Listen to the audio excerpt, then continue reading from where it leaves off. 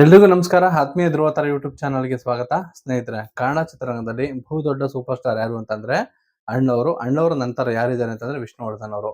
ಇವತ್ತು ವಿಷ್ಣುವರ್ಧನ್ ಅವರ 10 ಸಿನಿಮಾಗಳು ಯಾವ್ದು ದಾಖಲೆ ಮಾಡ್ತಾ ಕಲೆಕ್ಷನ್ ಮಾಡ್ತು ಮತ್ತು 25 ಕೋಟಿ ಗಳಿಸಿದ ಕನ್ನಡದ ಮೊದಲ ಸಿನಿಮಾ ಯಾವುದು ಅನ್ನೋದು ಕೂಡ ಈ ವಿಡಿಯೋದಲ್ಲಿ ನಿಮ್ಗೆ ತಿಳಿಸ್ಕೊಡ್ತೀನಿ. ಮೊದಲಿಗೆ ನಾಗರಾವು ಸಿನಿಮಾ.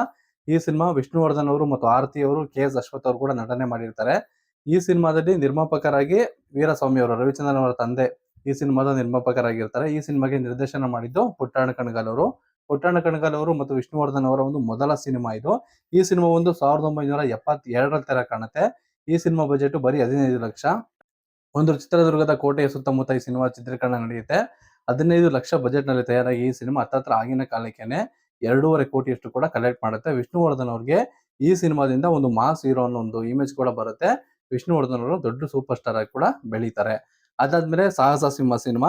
ಈ ಸಿನಿಮಾ ಬಜೆಟ್ 30 ಲಕ್ಷ ರೂಪಾಯಿ ಆಗಿರುತ್ತೆ ಆಗಿನ ಕಾಲಕ್ಕೆ. ಈ ಸಿನಿಮಾ ಸಹ ಕಲೆಕ್ಷನ್ ಹತ್ತತ್ರ 1.5 ಕೋಟಿಯಷ್ಟು ಕೂಡ ಮಾಡಿರುತ್ತೆ. ಈ ಸಿನಿಮಾದ ನಿರ್ದೇಶಕರು ಜೋ ಸೈಮನ್ ಅವರು. ಈ ಸಿನಿಮಾನ ನಿರ್ಮಾಣ ಮಾಡಿರ್ತಾರೆ ರಾಮಲಿಂಗ ಮತ್ತು ಪಾಂಡುರಂಗನ್ ಅವರು. ಇಬ್ರು ಪ್ರೊಡ್ಯೂಸರ್ ಸೇರಿ ಈ ಸಿನಿಮಾನ ನಿರ್ಮಾಣ ಮಾಡಿರ್ತಾರೆ. ವಜ್ರಮುನಿ ಅವರು, ವಿಷ್ಣುವರ್ಧನ್ ಅವರು ಇಬ್ರು ಕೂಡ ಅಭಿನಯ ಮಾಡಿರ್ತಾರೆ ಈ ಸಿನಿಮಾದಲ್ಲಿ. ಈ ಸಿನಿಮಾ ಸಹ ದೊಡ್ಡ ಮಟ್ಟದಲ್ಲಿ ಸಕ್ಸಸ್ ಆಗುತ್ತೆ. ಅದಾದ್ಮೇಲೆ ಮುತ್ತಿನಾರ ಸಿನಿಮಾ. ಈ ಸಿನಿಮಾ ಕೆಲವರು ಹೇಳೋ ಪ್ರಕಾರ ಈ ಸಿನಿಮಾ ಫ್ಲಾಪ್ ಆಗಿದೆ. ಬಟ್ ನಿರ್ಮಾಪಕರು ಹೇಳೋ ಪ್ರಕಾರ ಕೂಡ ಈ ಸಿನಿಮಾ ದೊಡ್ಡ ಮಟ್ಟದಲ್ಲಿ ಅಮೌಂಟ್ ಕೂಡ ಕಲೆಕ್ಟ್ ಮಾಡಲಿಲ್ಲ. ಈ ಸಿನಿಮಾ ಲಾಸ್ ಆಗುತ್ತೆ ವಿಷ್ಣುವರ್ಧನ್ ಅವ್ರಿಗೆ. ಆದ್ರೆ ಈ ಸಿನಿಮಾನ ರಾಜೇಂದ್ರ ಸಿಂಗ್ ಬಾಬು ಅವರು ನಿರ್ಮಾಣ ಕೂಡ ಮಾಡ್ತಾರೆ, ನಿರ್ದೇಶನ ಕೂಡ ಅವರೇ ಮಾಡಿರ್ತಾರೆ. 1984ರಲ್ಲಿ ಈ ಸಿನಿಮಾ ಬರುತ್ತೆ. ಈ ಸಿನಿಮಾದಲ್ಲಿ ವಿಷ್ಣುವರ್ಧನ್ ಅವರು ಮತ್ತು ಸುಹಾಸಿನಿ ಅವರ ಒಂದು ಜೋಡಿ ಸಿಕ್ಕಾಪಟ್ಟೆ ದೊಡ್ಡ ಮಟ್ಟದಲ್ಲಿ ಹಿಟ್ ಆಗುತ್ತೆ. ವಿಷ್ಣುವರ್ಧನ್ ಅವರ 125ನೇ ಸಿನಿಮಾ ಇದು. ಈ ಸಿನಿಮಾ ಅಭಿಮಾನಿಗಳಿಗೆ ಇಷ್ಟ ಆಗುತ್ತೆ, ಆದ್ರೆ ಬೇರೆಯವ್ರಿಗೆ ಯಾಕೋ ಈ ಸಿನಿಮಾ ಇಷ್ಟ ಆಗೋದಿಲ್ಲ. ಹಾಗಾಗಿ ಈ ಸಿನಿಮಾ ಕೂಡ ಲಾಸ್ ಆಗುತ್ತೆ. ವಿಷ್ಣುವರ್ಧನ್ ಅವರ ಸಿನಿಮಾ ಕೆರಿಯರ್ ಅಲ್ಲೇ ಈ ಸಿನಿಮಾನೇ ಅತಿ ದೊಡ್ಡ ಲಾಸ್ ಅಂತಂದ್ರೆ. ಅದಾದ್ಮೇಲೆ ಆಲ್ಮಂಡದವರು 1994ರಲ್ಲಿ ಈ ಸಿನಿಮಾ ಬರುತ್ತೆ. ಈ ಸಿನಿಮಾದ ಬಜೆಟ್ 1.5 ಕೋಟಿ. ಆಗಿನ ಕಾಲಕ್ಕೆ ವಿಷ್ಣುವರ್ಧನ್ ಅವರ ಸಿನಿಮಾಗಳ ಕಲೆಕ್ಷನ್ ಅಥವಾ ಬಜೆಟ್ ಆಗಿರ್ಬೋದು ಎಲ್ಲ ಕೋಟಿಗಳಲ್ಲೇ ಇರ್ತಿತ್ತು. ಈ ಸಿನಿಮಾ ಕಲೆಕ್ಷನ್ ಒಂದು 5 ಕೋಟಿ ಮಾಡಿತ್ತು. ಈ ಸಿನಿಮಾದಲ್ಲಿ ವಿಷ್ಣುವರ್ಧನ್ ಅವರು ಮತ್ತು ಸಿತಾರ ಅವರು ಅಭಿನಯ ಮಾಡಿದ್ರು. ಈ ಸಿನಿಮಾಗೆ ಡಿ ರಾಜೇಂದ್ರ ಬಾಬು ಅವರ ನಿರ್ದೇಶನ ಇರುತ್ತೆ. ಈ ಸಿನಿಮಾನ ವೈಜಾಗ್ ರಾಜು ಅವರು ನಿರ್ಮಾಣ ಕೂಡ ಮಾಡಿರ್ತಾರೆ. ಅದಾದ್ಮೇಲೆ ಸೂರ್ಯವಂಶ. ನಿಮ್ಗೆಲ್ಲ ಗೊತ್ತು, ಈ ಸಿನಿಮಾ ಸಿಕ್ಕಾಪಟ್ಟೆ ದೊಡ್ಡ ಮಟ್ಟದಲ್ಲಿ ಬ್ಲಾಕ್ ಬಸ್ಟರ್ ಆದ ಸಿನಿಮಾ. ಈ ಸಿನಿಮಾ 1999ರಲ್ಲಿ ಬರುತ್ತೆ. ಈ ಸಿನಿಮಾದ ಬಜೆಟ್ ಬಂದು ಆಗಿನ ಕಾಲಕ್ಕೆ ಒಂದು 3 ಕೋಟಿಯಷ್ಟು ಹಾಕಿರ್ತಾರೆ. ಅಂದ್ರೆ ಕನ್ನಡ ಸಿನಿಮಾ ರಂಗ 2-2.5 ಕೋಟಿ ಕಲೆಕ್ಟ್ ಮಾಡ್ತಿರೋಂತ ಒಂದು ಟೈಮು. ಅತಿ ಹೆಚ್ಚು ಸೂಪರ್ ಹಿಟ್ ಆಯ್ತು ಅಂದ್ರೆ 4-5 ಕೋಟಿ ಕಲೆಕ್ಟ್ ಆಗ್ತಿತ್ತು. ಆ ಒಂದು ಟೈಮಲ್ಲಿ 3 ಕೋಟಿ ಹಾಕಿ ಈ ಸಿನಿಮಾನ ತೆಗಿತಾರೆ. ಈ ಸಿನಿಮಾ ಹತ್ತತ್ರ 15 ಕೋಟಿವರೆಗೂ ಸಹ ಕಲೆಕ್ಷನ್ ಮಾಡುತ್ತೆ. ಈ ಸಿನಿಮಾಗೆ ನಿರ್ದೇಶನ ಮಾಡಿದ್ದು ಎಸ್ ನಾರಾಯಣ್ ಅವರು. ಈ ಸಿನಿಮಾಗೆ ನಿರ್ಮಾಪಕರು ಅನಿತಾ ಕುಮಾರಸ್ವಾಮಿ ಅವರು. ಅಂದ್ರೆ ಕುಮಾರಸ್ವಾಮಿ ಅವರ ಒಂದು ಪ್ರೊಡಕ್ಷನ್ ಅಲ್ಲೇ ಈ ಸಿನಿಮಾ ಕೂಡ ಬರುತ್ತೆ. ಈ ಸಿನಿಮಾ ಸಿಕ್ಕಾಪಟ್ಟೆ ದೊಡ್ಡ ಮಟ್ಟದಲ್ಲಿ ದಾಖಲೆ ಕೂಡ ಬರೆಯುತ್ತೆ. ಅದಾದ್ಮೇಲೆ ಯಜಮಾನ ಬರುತ್ತೆ 2000 ಇಸ್ವಿಯಲ್ಲಿ. ನಿಮ್ಗೆಲ್ಲ ಗೊತ್ತು, ಈ ಸಿನಿಮಾ ಸಿಕ್ಕಾಪಟ್ಟೆ ದೊಡ್ಡ ಮಟ್ಟದಲ್ಲಿ ಹಿಟ್ ಆಗಿದಂತ ಸಿನಿಮಾ ಇದು. ಈ ಸಿನಿಮಾ ಬಜೆಟ್ ಒಂದು 3.5 ಕೋಟಿ ಆಗಿರುತ್ತೆ. ಕಲೆಕ್ಷನ್ ಈ ಸಿನಿಮಾದು 40 ಕೋಟಿ ಆಗಿರುತ್ತೆ. ನಿರ್ಮಾಪಕರು AR ರೆಹಮಾನ್ ಎಲ್ಲಾ ಕಡೆ ಹೇಳ್ಕೊಬಿಟ್ಟಿದ್ದಾರೆ ಈ ಸಿನಿಮಾ 35-40 ಕೋಟಿ ಅಷ್ಟು ಕಲೆಕ್ಟ್ ಮಾಡಿತ್ತು ಅಂತ. ಹಾಗಾಗಿ ಈ ಒಂದು ಸಿನಿಮಾದ ಬಜೆಟ್ ಮತ್ತು ಕಲೆಕ್ಷನ್ ಇದು ಅಫಿಷಿಯಲಿ ಅವರೇ ಕೂಡ ಅನೌನ್ಸ್ ಕೂಡ ಮಾಡಿರೋದು. ಈ ಸಿನಿಮಾನ ಶೇಷಾದ್ರಿ ಅನ್ನೋರು ನಿರ್ದೇಶನ ಮಾಡಿರ್ತಾರೆ. ನಿರ್ಮಾಣ AR ರೆಹಮಾನ್ ಅವರು ಮಾಡಿರ್ತಾರೆ. ಮತ್ತೆ ಈ ಸಿನಿಮಾಗೆ 3 ಜನ ಪ್ರೊಡ್ಯೂಸರ್ಸ್ ಇರ್ತಾರೆ. ಎಲ್ಲರೂ ಕೂಡ ಒಂದು ಶೇರ್ ಅಲ್ಲಿ ಈ ಸಿನಿಮಾನ ತಯಾರು ಮಾಡಿರ್ತಾರೆ. ಅದಾದ್ಮೇಲೆ ಕೋಟಿಗೊಬ್ಬ 2001ರಲ್ಲಿ ಬಂದಿರುತ್ತೆ ಈ ಸಿನಿಮಾ. ಈ ಸಿನಿಮಾ ಸಹ ಒಂದು ರಿಮೇಕ್ ಸಿನಿಮಾ. ಭಾಷಾ ಅಂತ ತಮಿಳಲ್ಲಿ ಸಿಕ್ಕಾಪಟ್ಟೆ ದೊಡ್ಡ ಹಿಟ್ ಆಗಿರೋ ಮೂವಿ. ಆ ಸಿನಿಮಾನ ಕನ್ನಡದಲ್ಲಿ ಮಾಡ್ತಾರೆ ವಿಷ್ಣುವರ್ಧನ್ ಅವರು. ಈ ಸಿನಿಮಾ ಒಂದು 3-3.5 ಕೋಟಿ ಬಜೆಟ್ ಅಲ್ಲಿ ಈ ಸಿನಿಮಾ ತಯಾರಾಗುತ್ತೆ. ಕಲೆಕ್ಷನ್ ಕೂಡ ಈ ಸಿನಿಮಾದ 10 ಕೋಟಿ ಆಗುತ್ತೆ. ಕನ್ನಡದ ಮಟ್ಟಿಗೆ 2000 ಇಸ್ವಿಲಿ 10 ಕೋಟಿ ಕಲೆಕ್ಟ್ ಮಾಡಿದೆ ಅಂತಂದ್ರೆ ಆ ಸಿನಿಮಾ ಸೂಪರ್ ಹಿಟ್ ಆದ ಸಿನಿಮಾ. ಮತ್ತು ತಮಿಳಲ್ಲಿ ರಿಲೀಸ್ ಆಗಿ ಕನ್ನಡದಲ್ಲಿ ಎಲ್ಲಾ ಕಡೆ ದೊಡ್ಡ ಮಟ್ಟದಲ್ಲಿ ಸಿನಿಮಾ ಓಡಿರುತ್ತೆ. ಆದ್ರೂ ಸಹ ಒಂದು ಧೈರ್ಯ ಮಾಡಿ ಈ ಸಿನಿಮಾನ ಮಾಡ್ತಾರೆ. ಈ ಸಿನಿಮಾ ದೊಡ್ಡ ಮಟ್ಟದಲ್ಲಿ ಸಕ್ಸಸ್ ಆಗುತ್ತೆ. ಸಿನಿಮಾಗೆ ನಾಗಣ್ಣ ಅವರು ನಿರ್ದೇಶನ ಮಾಡಿರ್ತಾರೆ. MB ಬಾಬು ಅವರು ಈ ಸಿನಿಮಾಗೆ ಬಂಡವಾಳ ಕೂಡ ಹಾಕಿರ್ತಾರೆ. ಈ ಸಿನಿಮಾ ಮರುಬಿಡುಗಡೆ ಕೂಡ ಆಗಿತ್ತು. ಆವಾಗ್ಲೂ ಕೂಡ ಈ ಸಿನಿಮಾ ದೊಡ್ಡ ಮಟ್ಟದಲ್ಲಿ ಹಿಟ್ ಕೂಡ ಆಗಿತ್ತು. ದೊಡ್ಡ ಮಟ್ಟದ ಕಲೆಕ್ಷನ್ ಕೂಡ ಮಾಡಿತ್ತು. 100 ಅಡಿ ಕಟ್ಔಟ್ ಪ್ರಸನ್ನ ಥಿಯೇಟರ್ ಮುಂದೆಗಡೆ ಹಾಕಿದ್ದು ಒಂದು ಇತಿಹಾಸ ಕೂಡ ಅಂತಾನು ಹೇಳ್ಬೋದು. ಅದಾದ್ಮೇಲೆ ಸಿಂಹಾದ್ರಿಯ ಸಿನಿಮಾ 2002ನೇ ಇಸ್ವಿಲಿ ಈ ಸಿನಿಮಾ ಬರುತ್ತೆ. ಈ ಸಿನಿಮಾನ ಎಸ್ ನಾರಾಯಣ್ ಅವರು ನಿರ್ದೇಶನ ಮಾಡಿರ್ತಾರೆ. ಈ ಸಿನಿಮಾಗೆ ಪ್ರಭಾವತಿ ವಿಜಯ್ ಕುಮಾರ್ ಅವರು ನಿರ್ಮಾಣ ಕೂಡ ಮಾಡಿರ್ತಾರೆ. ಈ ಸಿನಿಮಾ ಬಜೆಟ್ 4 ಕೋಟಿ ತಯಾರಾಗಿರುತ್ತೆ. ಕಲೆಕ್ಷನ್ 12 ಕೋಟಿ ಆಗಿರುತ್ತೆ. ಸಿಕ್ಕಾಪಟ್ಟೆ ದೊಡ್ಡ ಮಟ್ಟ ಈ ಸಿನಿಮಾ ಕಲೆಕ್ಟ್ ಮಾಡಿರುತ್ತೆ. ಬಂಡವಾಳಕ್ಕಿಂತ 2 ಪಟ್ಟು ಈ ಸಿನಿಮಾದ ಕಲೆಕ್ಷನ್ ಆಗಿರುತ್ತೆ.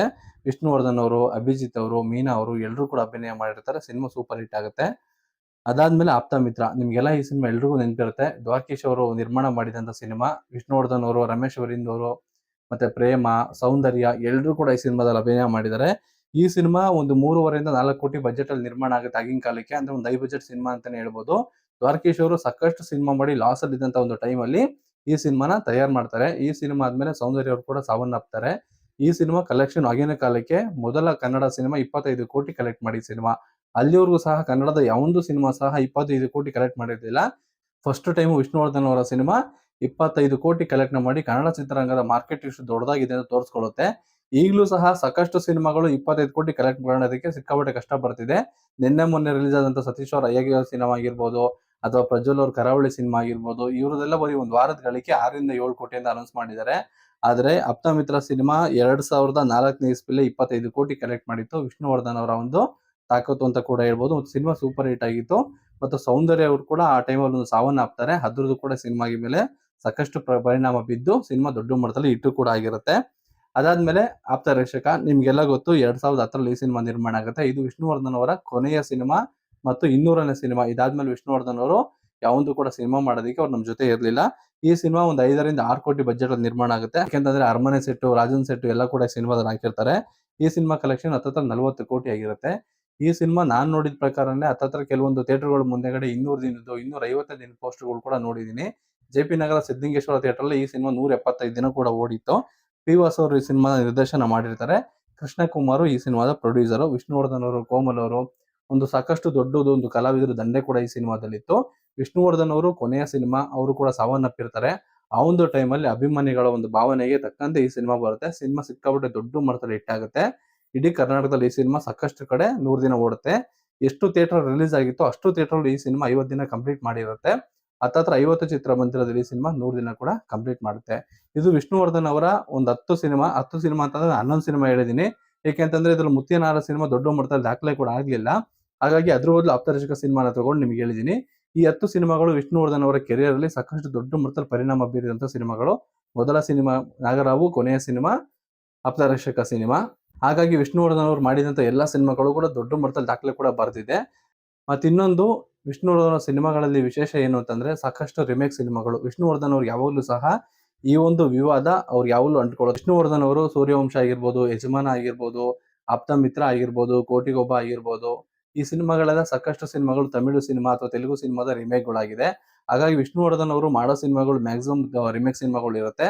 ಹಾಗಾಗಿ ಅವ್ರ ಸಿನಿಮಾಗಳು ಓಡ್ತಿತ್ತು. ಕತೆ ಮಾಡೋದು ತುಂಬಾ ಈಸಿ. ತಮಿಳಿಂದ ಸಿನಿಮಾನ ಕತೆ ತಗೊಬಂದು ಕನ್ನಡದಲ್ಲಿ ಮಾಡ್ತಾರೆ. ಹಾಗಾಗಿ ಈ ಸಿನಿಮಾ ದೊಡ್ಡ ಮಟ್ಟದಲ್ಲಿ ಓಡ್ತಿತ್ತು. ತುಂಬಾ ಈಸಿ ಕೆಲಸ ಇದು ಅಂತ ಕೂಡ ಹೇಳ್ತಾರೆ ತುಂಬಾ ಜನ. ಯಾಕೆಂತಂದ್ರೆ ವಿಷ್ಣುವರ್ಧನ್ ಅವರ ಸಿನಿಮಾಗಳು ಸಾಕಷ್ಟು ರಿಮೇಕ್ ಸಿನಿಮಾಗಳಿದೆ. ಆದ್ರೆ ಆ ಸಿನಿಮಾಗಳು ಎಲ್ಲಾ ಸಹ ದೊಡ್ಡ ಮಟ್ಟದಲ್ಲಿ ಗೆದ್ದಿದೆ. ಆಪ್ತ ಮಿತ್ರ ಕೂಡ ಮಲಯಾಳಂ ಸಿನಿಮಾದ ರಿಮೇಕು. ಎಲ್ಲಾ ಸಿನಿಮಾಗಳು ದೊಡ್ಡ ಮಟ್ಟದಲ್ಲಿ ಗೆದ್ದು ಸಾಕಷ್ಟು ಹಣ ಗಳಿಕೆ ಮಾಡಿದ ನಿರ್ಮಾಪಕರಿಗೆ ಲಾಭ ತಂದ್ಕೊಟ್ಟಿದೆ. ನಿರ್ಮಾಪಕನಿಗೆ ಒಳ್ಳೇದಾಗ್ತಿದೆ ಮತ್ತೆ ಕನ್ನಡಿಗರಿಗೆ ಕೆಲಸ ಕೊಡ್ತಿದೆ ಅಂತಂದ್ರೆ ರಿಮೇಕ್ ಮಾಡೋದು ತಪ್ಪಲ್ಲ. ಮತ್ತೆ ಇನ್ನೊಂದು, ವಿಷ್ಣುವರ್ಧನ್ ಅವರು ರಿಮೇಕ್ ಸಿನಿಮಾ ಮಾಡಿ ಸಿನಿಮಾ ಫ್ಲಾಪ್ ಆಗಿದ್ರೆ ಅದು ತಪ್ಪಾಗ್ತಿತ್ತು. ಆದ್ರೆ ವಿಷ್ಣುವರ್ಧನ್ ಮಾಡಿದಂತ ಎಲ್ಲಾ ಸಿನಿಮಾಗಳು ಸಹ ದೊಡ್ಡ ಮಟ್ಟದಲ್ಲಿ ಹಿಟ್ ಆಗಿರೋ ಸಿನಿಮಾಗಳಿದೆ. ಹಾಗಾಗಿ ವಿಷ್ಣುವರ್ಧನ್ ಅವರು ರಿಮೇಕ್ ಸಿನಿಮಾಗಳನ್ನ ಅತಿ ಹೆಚ್ಚು ಮಾಡ್ತಿದ್ರು. ಮತ್ತೆ ಇನ್ನೊಂದು, ವಿಷ್ಣುವರ್ಧನ್ ಅವರಿಗೆ ಸಾಕಷ್ಟು ಸಿನಿಮಾನ ಪ್ರೊಡ್ಯೂಸ್ ಮಾಡ್ತಿದ್ರು ದ್ವಾರಕೀಶ್ ಅವರು. ದ್ವಾರಕೀಶ್ ಅವರ ನಿರ್ಮಾಣ ಸಂಸ್ಥೆಯಲ್ಲಿ ಒಂದು 50 ಸಿನಿಮಾ ಬಂದಿತ್ತು ಅಂತಂದ್ರೆ ಅದರ ಬಹುಪಾಲು ಸಿನಿಮಾ ರಿಮೇಕ್ ಸಿನಿಮಾಗಳೇ ಇರುತ್ತೆ. ಹಾಗಾಗಿ ವಿಷ್ಣುವರ್ಧನ್ ಅವರು ಕೂಡ ರಿಮೇಕ್ ಸಿನಿಮಾಗಳಲ್ಲಿ ವಿಧಿ ಇಲ್ಲದೆ ಅಭಿನಯ ಕೂಡ ಮಾಡಿದ್ದಾರೆ. ಇಷ್ಟೇ ಅಲ್ಲದೆ ವಿಷ್ಣುವರ್ಧನ್ ಅವರ ಸಾಕಷ್ಟು ಸಿನಿಮಾಗಳು ದೊಡ್ಡ ಮಟ್ಟದಲ್ಲಿ ಯಶಸ್ಸು ಕೂಡ ಕಂಡಿದೆ. ಸಾಕಷ್ಟು ಸಿನಿಮಾಗಳು ಇನ್ನು ಅನೇಕ ದೊಡ್ಡ ಮಟ್ಟದಲ್ಲಿ ಕೂಡ ಕಲೆಕ್ಷನ್ ಕೂಡ ಮಾಡಿದೆ.